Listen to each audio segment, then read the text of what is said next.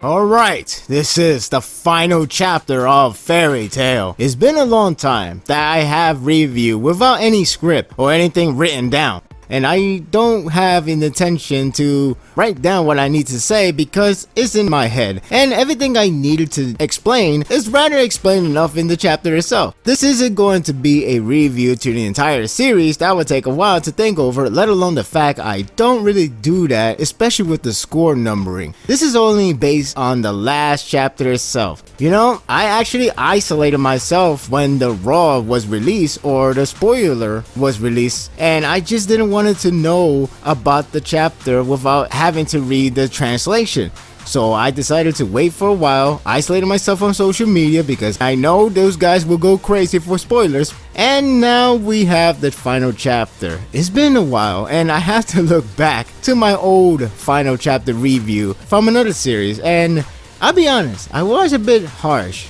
A little too harsh to be exact with that series, but I still think the ending wasn't that great. And now we're in Fairy Tail, and Fairy Tail has a lot of reputation, a bad one, well, at least in the internet community, or at least where I'm at. I don't explore too far. I don't go Reddits, I don't go to the other forums, the self-made forums for Fairy Tail fans themselves. Maybe I will find all the nice people, I don't know. Point is, I have seen so many comments, rude comments and stuff like that. You practically have to put yourself as a hater as well, just to fit in. But that's just me. So after many mishaps or the crazy weird decision in writing perspective, how's the ending? Now, we know the final battle. Well, my opinion, I thought it was disappointing. Even though I did like the whole Lucian and everyone else doing their part, it's the final battle didn't feel that finale. It just feels like a same old.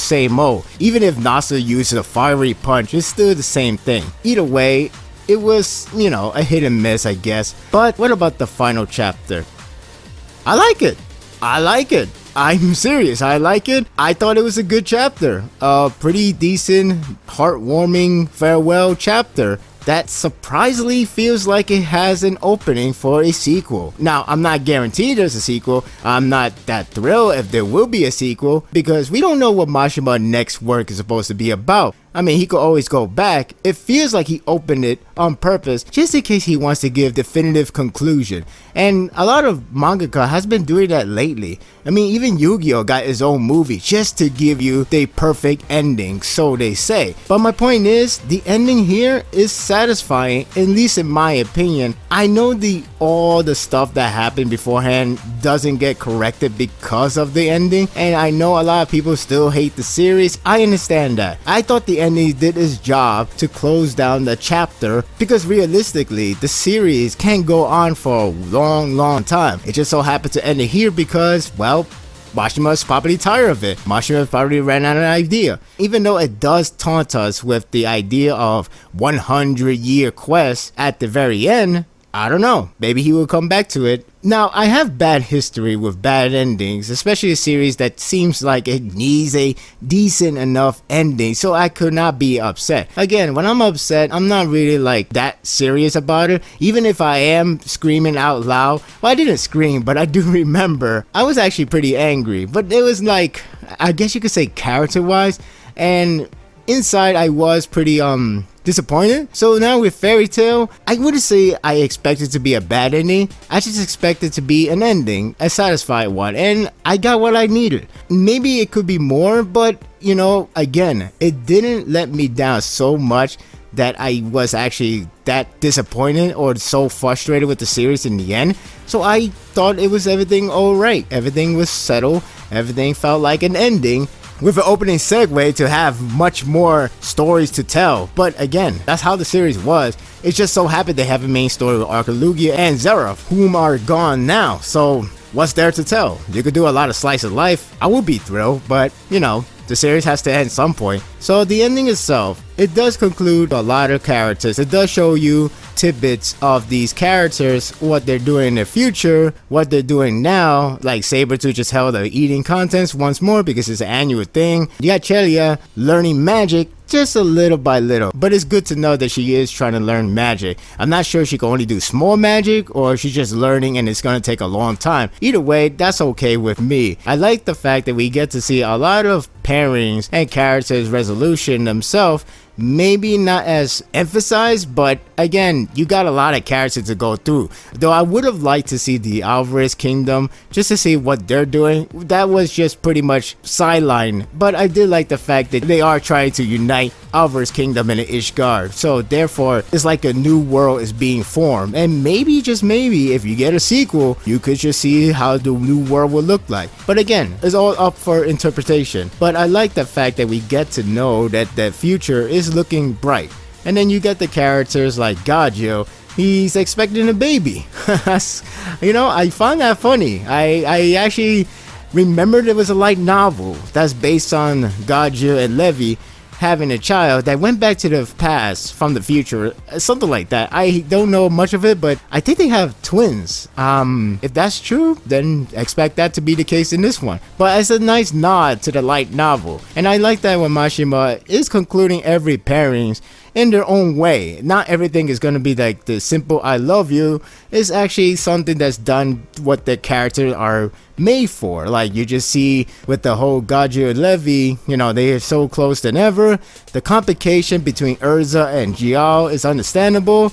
And yeah, Jiao got the pardon, but this time it makes sense because it didn't happen right away. It happened like right after he did so many good deeds. So I say this is okay enough. And even they feel like, you know, maybe we should not be pardoned. Do we even deserve this? You know, they have that mixed emotion. And they talk about, you know, it's best to see the future rather than stuck in the past. Simple as that. It took a while, but I think this is the right time to do so. You're supposed to remember that Jiao loves Urza's hair. So when she starts to comb every day, that pretty much gave you the idea that the whole love between each other has been more or less fixed. But again, it's complicated, but I like those subtle things that you're supposed to remember the series itself. Speaking of subtle things, I also like the fact that Anna, even though, you know, she come out of nowhere, at least she got some ending herself. I guess you could say that Mashima just threw a few bones at her just to give her an ending, instead of like, oh, I'm tragically dead.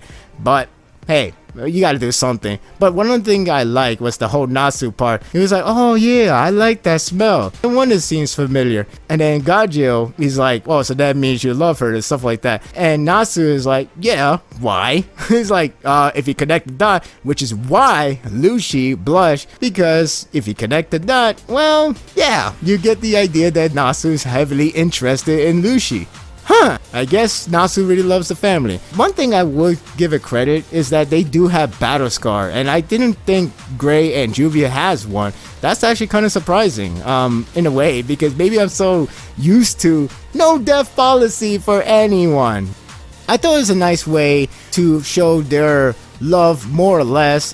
It's pretty much like that. It's funny how it works. I like how Mashima uses characters that really portrays themselves in their own way of like a romantic thing or not. Even so, their pairings is still realized, and you could really get the feeling that everybody in their pair are going to be just fine.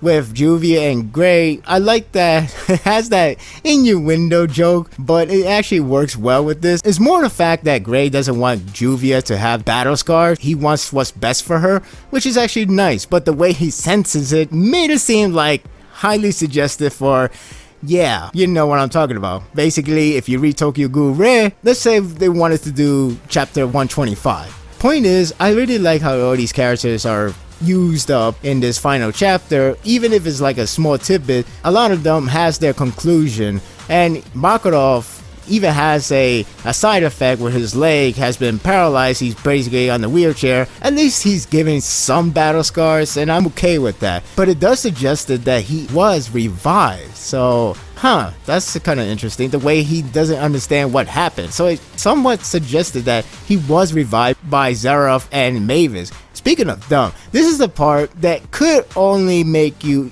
question yourself whether you like this or not. Now, it is confusing at first. At first, I thought it was really dumb, and I'm like, but in the end, it's more of a reincarnation, if I have to guess. Granted, some people say it's just a mirage illusion, something like that, the ghost, I guess you could say.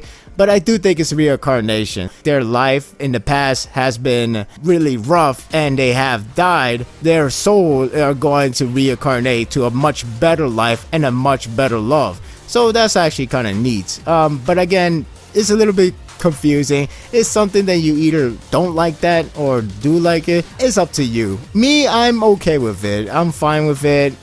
Is that the characters in this series are still good, are still likable at the very least. They're not the best, they're not the original, but they don't need to be. They just need to show you how much fun they are. And the fact that this series is ending, you know, we won't get to see them anymore unless we get a sequel, and anime don't count, but it is helpful to that the anime is actually coming back for next year, so I'm going to watch that. My point is, I feel like if it wasn't for the characters and their developments, whether it's pairing or themselves, I wouldn't have cared so much. Now, when this series ended, I just feel like it just ended, and that's okay. But I did feel something. I'm not sure if it's saddening or whatever it is, but I did feel something. Like, it feels a little strange that the series has ended. Other series either got me frustrated or got me like, that's just how it ended. Take your pick, I guess. Now, the one thing I wanted to address, of course, is the Lucy part. I really like this scene. I like the fact that Lucy actually remembers every moment that she has with Natsu, or rather what Natsu has transpired her life into this very wonderful journey that she has embarked. And it was really nice, that double page with her hug, which, by the way, the whole art in this chapter is pretty neat. It's pretty comical at times because it's meant to be that way, but a lot of things are pretty solid. It's a lot of panels, a lot of things they have to work with, because Mashima wants to address a lot of things, but when it comes to the bigger focus panels like the hug scene, then he will put a lot of effort to that. And even though it feels like it's just two characters just hugging, it's actually pretty effective, and it's really nice that in some way it does translate us, that we have went to this one journey, even if it is a bad journey to many, or if it's just okay journey to some, it's still a journey that we have gone through, and now it comes to the end. What I like is the message at the end that really reflects the bottom line of the entire series, and I was fine with that. It does address the entire journey, it does address the ending itself even, and it just shows you that even if a lot of people are changing, a lot of people are getting their life into a different state, it's still the same in one way or another in terms of adventure, because it's just endless. And I like that address. I like how it capitalized that, and it really works well for its story. Yeah, again, the story, it wasn't the best. It's a pretty bumpy road, but the ending kind of makes me almost forget, I wouldn't say everything bad, but it kind of made me forget the bad things and just made me think the good things, like much more so than the bad things, because the good things are pretty good still, of course. And it's not that the negative would go away easily. I thought the series, you know, has a lot of bumpy roads, but I don't find myself being angry at the series. I mean, I get a little bit upset whatever direction it goes, but I don't find myself overall angry at the series, or just find anything that really makes me be part of that group where everybody just hate Fairy Tail, either because they have their own reason, which is understandable, or they just do it because it's fun. There's one part I want to go over before we close this review, and that's the whole Natsu and Lucy. Honestly, I was perfectly fine with this one, and it's funny how Mashima understands that he has been using this pairing for a while, and he even taunts the idea when Natsu's about to confess or even give her a kiss, but that's not where they went to. Instead, it went to a different direction, and you know, it's fine, because there are series that, like, you just put 2 to 2 together and boom, you already know what's the end result for this future. Like Erase. I'm trying not to spoil, but Erase has that kind of ending where you get the idea these two are going to be just fine together, but there's no love confession, no hugs, no anything, but you get the idea, and you could see that self as canon. And with Natsu respawn after just dragging her away is actually pretty good itself as well. It's just because the venture, their life is endless. I mean, you know, that's a wishful thinking for all of us. But my point is, it's the address to that whole notion of what Fairy Tail mean is really capitalized nicely in this ending chapter. I really like the fact that Mashima didn't really go out of character for Natsu, because You know, let's be honest, he's not the guy who to confess or to do the kissing thing, but you get the idea of where he's coming from, so that's fine. And plus, maybe it would be easier for everybody if they do that like a epilogue scene, like, hey look, that's a little Natsu. That means Natsu and Lucy has a family together. Neat. That didn't happen that way, but you really get the idea. Everything is perfectly fine in terms of pairing. The ending itself is good. I like the ending. I wish the journey was much better. There's a lot of potential in the series that had, but they couldn't capitalize right because, I don't know, many reasons, or maybe the target audience wasn't just for us. I can't really say. It's hard to say, but you know what? You have the chance to ask Mashima. In fact, if you're one of those pairing fans that really wants a definitive conclusion, that really wants to know what Mashima thinks about the pairings, ask him there. I mean, I would try to get a ticket. I haven't got the ticket for Comic-Con yet, but I'm going to try. I'm going to try to get a ticket, and I'm going to try to go to Comic-Con and ask him questions. If nobody asks the pairing question, I'll ask for you guys. But if somebody do, then I have to think of another question, and I have a lot of different questions. And of course, I'm not going to bash him or anything like that. I don't even have any grudge with him. Yeah, everything is fine. What do I have to give this score? 7? I'm just questioning. I don't even know. But my point is, I do like the ending, and that is satisfying enough for the ending wise. This journey is a different question, but I don't hate the series. I don't find it awful even. Do I find it good? Well, you know what? There is a special project I'm working on. It should be done by the weekend, I hope. And I will share you my view on Fairy Tail. It's not a review, but it's like a journey, because that's what Fairy Tail is about. The journey, the quest. And I gotta say, it's been a ride. Whether I really like it or not, it's a ride that I won't forget. And that will do it for the review, the last review of Fairy Tail. I hope you enjoyed this one. I know there's no more Fairy Tail content. Well, actually there's 2 more from me. When I do a review on the anime, I don't know. But point is, this is the end for Fairy Tail manga chapter review. And I do hope you had a good time. I don't know if people who see this are fans of the series or haters of the series, or maybe both, and just don't like my opinion. But that's okay. I am there for anybody else. Truth be told, I thought I was gonna be pretty upset, but I find myself to be okay. And that's just fine enough with me. If you like this and want more of this, not this review because this is the end, but if you want more of the other content that I have been reviewing, such as Kingdom, Tokyo Ghoul, and even Gintama, then subscribe to my channel and my world will be yours to stay. Until next time, take care.